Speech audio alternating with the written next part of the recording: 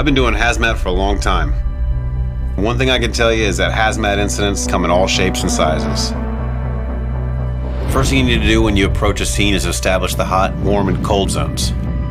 Now, DJI's M300 with the laser rangefinder and POI function can give us a new way to do that. Hot zones are dangerous.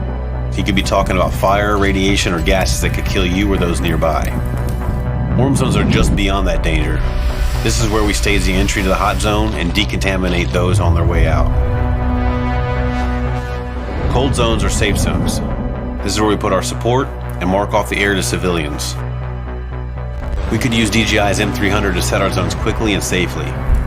That's good for the public, and that's good for us. As we've started pushing the limits of the drones to see what we could do with them, DJI has been working with us and letting us have some input on how we can improve the drones. They're listening to the responders, building the products the responders are now going to be using, which kind of really works for us because now I can start doing more things with the drones and keep more people out of the hazard area. With the drone, you can get in close to see the incident without putting any of our people in harm's way. The new OcuSync will let us get up to about 6 miles away, and under the wrong circumstances, you want all the distance you can get. With the drone, you can also get around much faster than waiting for someone to gear up and get decon established. And we can now have eyes on that scene in real time.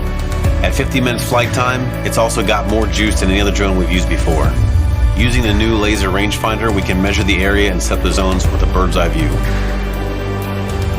We've been using DJI drones for a few years now to stay safe, improve efficiency, and do our job better every day. The M300 is the next obvious step for us.